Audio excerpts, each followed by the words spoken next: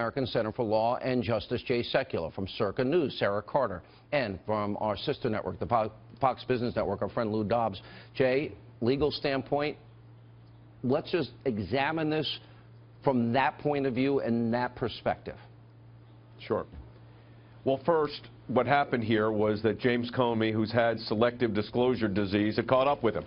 And that's because he himself put his job at risk. He's the one that, leading the FBI, failed to move on issues that were so clear. Why was there not an investigation that came to a conclusion other than him acting as the Attorney General, which was not his job, regarding the email servers? We go back to that. I go back even further than that, Sean. What about the fake investigation that the FBI engaged in with those IRS cases? I litigated those cases, and I had some of our clients participating in those, that so-called FBI investigation. It was a put-up. And this is, James Comey, and this is without disrespect to the FBI, because the FBI does do great work.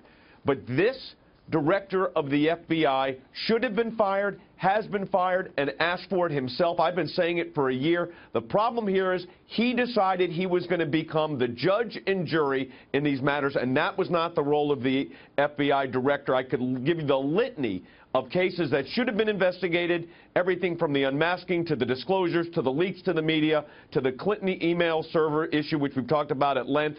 But at the end of the day, this director of the FBI was not a leader.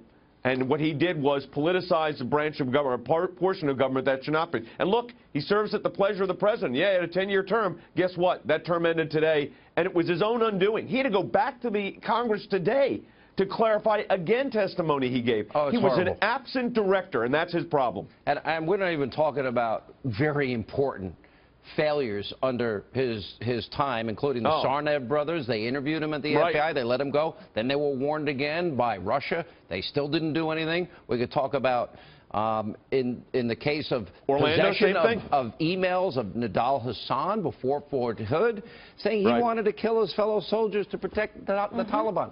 Let me bring in Lou, and then we'll get Sarah in here. Lou. Well, the issue here is that Comey had it wrong from the very beginning. It's all based on an investigation that took 11 months to actually just drop everything, as you pointed out. The conclusion was to not prosecute when every charge against Hillary Clinton was staring Americans who are not lawyers in the face. They know that she acted irresponsibly. She acted against the law. Illegally. And there were absolutely no consequences.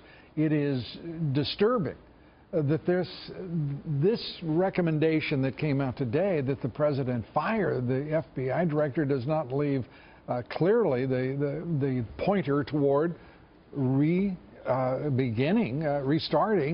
the investigation of Hillary Clinton. Yeah. Because I think that is the effect here. This whole judgment today on the part of the president was based on the Deputy Attorney General and the Attorney General saying, based on his handling of the investigation of Hillary Clinton, he ought to be fired. That being the case, that questions the investigation, the consequences, and that should be reopened, in my opinion. Sarah Carter, you've been breaking a lot of news about the issue of our Fourth Amendment protections, unreasonable search and seizure. I thought of you today because, remember, shortly after the NSA scandal exploded in 2013, Sarah, the FBI was exposed having conducted its own data mining on innocent Americans. Bloomberg reported retains the materials for decades, even when no wrongdoing was found. Now we know the one crime that was committed was against General Flynn. Correct. Surveilled, unmasked, the intelligence leaked.